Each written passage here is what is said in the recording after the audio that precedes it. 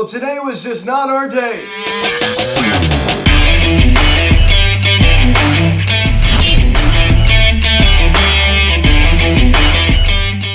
Yo, what is going on, everybody? Welcome to Phillies Untitled Media. Terry capping this afternoon's game between the Philadelphia Phillies and the Washington Nationals as the Phillies lose 9-3 to the Nationals as they drop the final game of this 5-game series, but still take 4-5. Now, guys, before we get into this video, please subscribe if you haven't yet. Please share, engage the bell. Please like this video, comment on this video, share this video, and let's get into this. Now, going into the series, I said the Phillies need to take 4 or 5 from the Nationals, and they do just that. But to lose the way they did today is definitely disappointing. And even the way they won yesterday, a 2-1, final. I mean, that wasn't even that exciting. They almost lost that game. This was just not good baseball on display that the Phillies put on this afternoon. Zach Eflin really struggled this afternoon. So he only went 2 innings, and that 3-run home run he surrendered to Soto really seemed to kind of end his start. As we pick up the scoring summary here in the bottom of the second inning, old friend Maikel Franco singles on a ground ball to left field. Luis Garcia comes around to score, and it's 1-0 Washington. So Maikel Franco, going against his former squad, puts the Nationals on top 1-0. This kind of seemed like it was one of those days that we just couldn't get the job done. Things just were not going our way. This umpiring just continues to be absolutely awful. I mean, we pretty much have seen it all year, but honestly, it's just been significantly worse this year. We pick it up here in the same inning. Juan Soto, who has pretty much did nothing in the series, and really made an impression here as he homers on a fly ball to right center field. A 3-run shot also scores Franco and Hernandez, his 14th of the season, and it's now 4-0 Nats. Juan Soto gets a first pitch cutter right down the middle of the plate. Why in the world are you throwing Juan Soto a cutter right down the middle of the plate in the very first pitch? It is not good location right there. Just didn't execute well today, and a lot of mistakes by the Phils all the way around. Defensively, I mean, we just continue to have the sloppy play. I mean, this wasn't a good day all the way around. We pretty much did nothing at the plate either. We're going against a guy going a 15 ERA, and we did nothing. So how pitiful is that? Now you pick it up here in the top of the 4th inning. Alec Bohm grounds out to second. JT Muto comes around to score as the Phillies go to more, now a 4-1 ball game. So Alec Bohm gets the job done. He's credited with an RBI right there. So not the most exciting way to score a run, but a run is a run. And then we pick it up here in the same inning. Bryson Stott singles on a line drive to center field. Odubel Herrera comes around to score, and the Phillies now cut the lead and have a 4-2 ball game. So that is what you have to do. You kind of have to work yourself back into the game right there. And at that point, I kind of had some hope. I'm like, hey, I think we can win this game. So we're just now down by 2. I mean, you had hope there. You really had hope. And I thought, hey, I think we're starting to figure this guy out. We pretty much did nothing after that. Then we pick it up here in the bottom of the 4th inning. Cesar Hernandez doubles on a line drive to right field. Yadier Hernandez comes around to score, and it's now a 5-2 game. So Nationals now get one of those runs right back. It just seemed like whenever we scored, they came right back, with a lot more runs. So this was one of those days. Now 15 doubles on the year for Hernandez. He still has not hit a home run this year, which is just kind of crazy. I mean, this is a guy that did hit over 20 home runs last year, and he's still not hit a home run this year, which is just pretty hard to believe. So 5-2 Nationals. Let me pick it up here in the same inning. Corey Knebel facing Nelson Cruz as he walks him. How in the world? I always say bases loaded walks are just they're pitiful. They just cannot happen.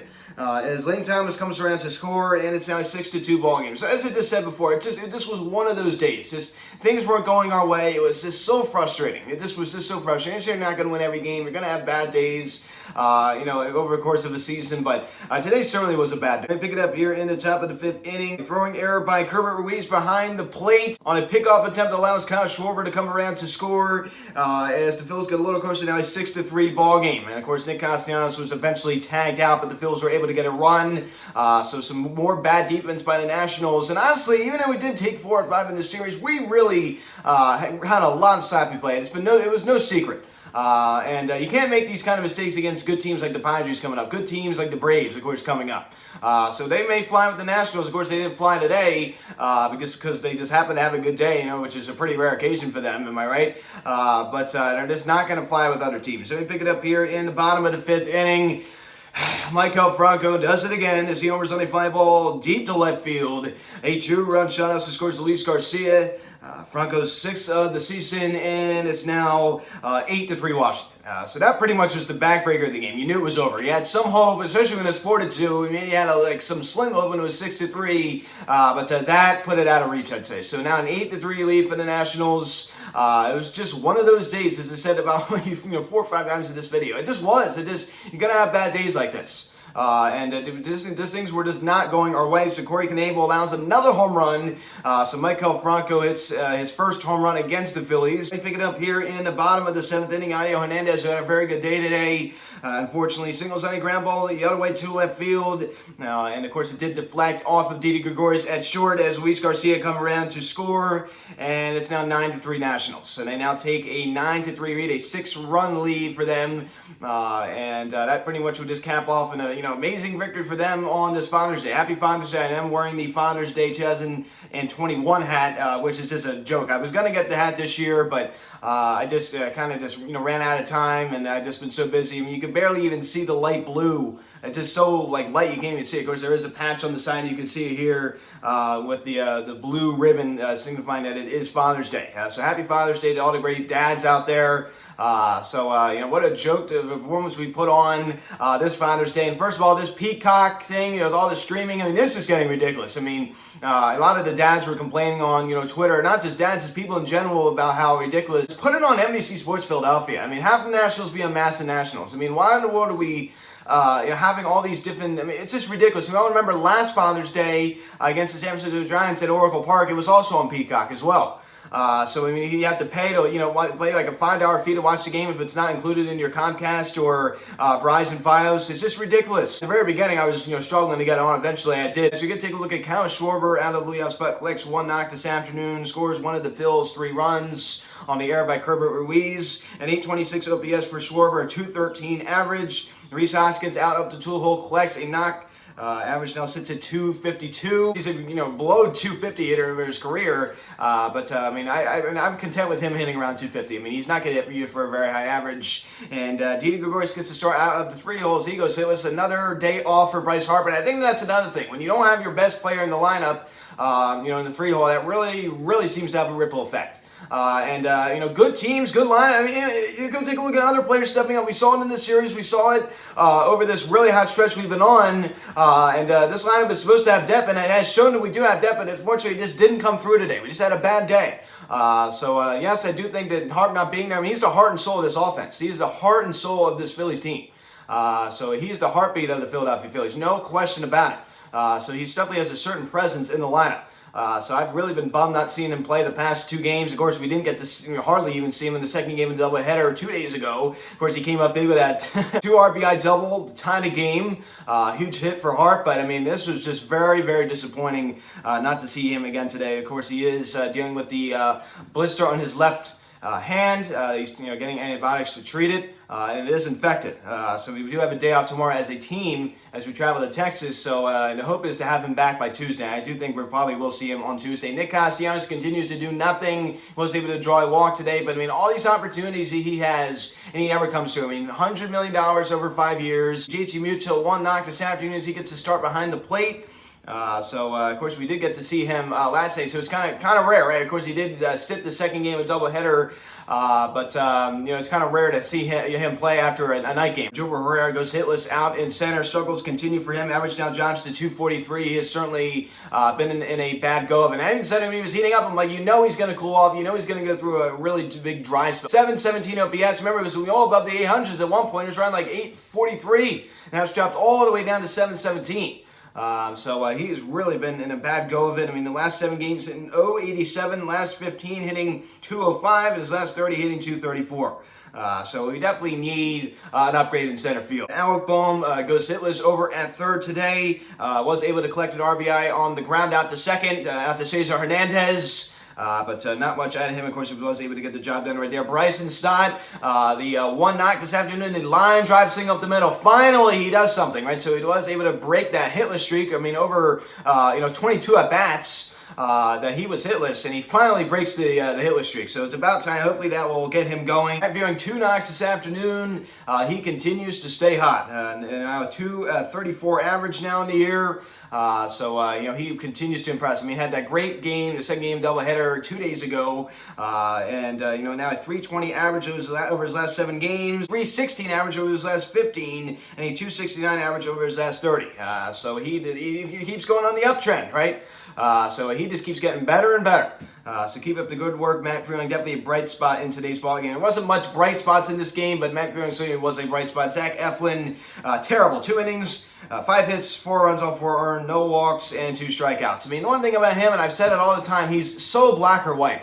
I mean, you never really see like a gray start. He's never just okay. He's either wonderful, like he's just absolutely down, or he's absolutely terrible. There's no in between with it. You can never rarely say, oh, he had just an all right start. You either say he had a wonderful start or an absolutely terrible start. The inconsistencies are very dramatic with him. It's the cutter. I mean, we all know he doesn't have the greatest stuff. And one thing I've always said about Zach Eflin, I said that he's the kind of guy, if he puts it right where he wants it, it's game over. And that's when he really does well. But I mean, he's one of those pitchers where if he doesn't put it exactly where he wants it, he's not really going to do so well. I mean, Zach Wheeler, the really good ones, the really consistent ones. I mean, they can sometimes get away with missing their spot. But Zach Eflin really does not get away with missing his spot as he gets smacked with a loss now 2-5 on the year. Andrew Bellotti came in, didn't make it a whole lot better, was able to get us out of some jams, but today was just a bad day. The Nationals has had a good day today. It was, of course, I mean, you're not going to win every game. You're not going to win a game. I'm very disappointed. We did not sweep, but you're not going to win every game. So this now breaks the win streak we had against the Nationals. We had 12 straight wins against the Nationals, which is a franchise record. Most consecutive wins against any team. Corey Knebel continues to struggle, an inning and a third, 2 hits, 2 runs and 2 earned, 3 walks. He just can't locate a 3.62 ERA. $10 million for 1 year. We're paying a guy $10 million only just pitch, 2 innings max. Every other day, on average. I mean, what a disgrace. What an absolute disgrace. This guy has been a major disappointment. Nick Nelson, 2 1/3, 2 hits, 1 run was earned, 1 walk, and 2 strikeouts. I mean, definitely a solid appearance out of him. Michael Kelly came in, had a great bottom of the 8th inning. He was the only guy I was super impressed with today. So that's a perfect time to use Michael Kelly. So the 2 times we used him, of course, we put him in the other night. That was Thursday night when we were winning, because we were up like 9 runs. It was the perfect time to use him there, and we bring him in where we're getting absolutely crushed. 9-3. So you use him, at the perfect times. So not the Phillies day today. We lose on Father's Day. We do manage to still win 4-5. I'm still proud of this Phillies team, but so even the win we got yesterday, that was a cheapy win. That really was. And win is a win, but that was not really a win to be super proud of. As you go take a look at some of the scores around Major League Baseball, the Marlins are defeating the Mets by a score of 5-2. So it looks like the Marlins may salvage that game. Of course, it's not over. The Braves, who lost 2 straight, are absolutely crushing the Chicago Cubs 6-0. So it looks like they may win that game. Flat loss, 9-3. Not much else to say other than that. Off day tomorrow. We definitely need it. Kyle Gibson going against his former squad on Tuesday. Of course, he was traded over from the Texas Rangers last July. So he'll be back at a place he's very familiar with. 4-2 with a 4.04 ERA. And Perez on the mound for Texas, 4-2 with a 2.10 ERA. The Rangers are 31-34, but they did sweep us at Citizens Bank Park. Going into the series, of course, the offense is good. I mean, I believe Corey Seager is very overrated. I don't think he's worth, what did they pay him, like $320 over 10 years? And of course, the Dodgers said, no thank you. The Dodgers were very smart to avoid him. I never would have gave him that, and I even said, at the very beginning of the season when he did sign before the lockout, I'm so glad the Phillies stayed away. That's besides the point. I would like to see a series play because honestly, their offense is very, very good. They're not great, but I mean, they're definitely above average. And San Diego Padres are 4, as I talked about previously. So, guys, thanks so much for watching this video. Please subscribe if you haven't yet. Please turn on the notification bell. Please like this video, comment on this video, share this video. Check out the social media link in the description section at Phillies Untitled Media, Instagram. Follow me on Twitter at Untitled Media. Card text 267-225-3292. Email me philliesuntiltedmedia@gmail.com. Off day tomorrow, Tuesday, 8:05 against the Texas Rangers. Gibson, Perez. I'm Luke, and I'll talk to you later. Let's go, Phillies. Rebound on Tuesday. I'll see you guys.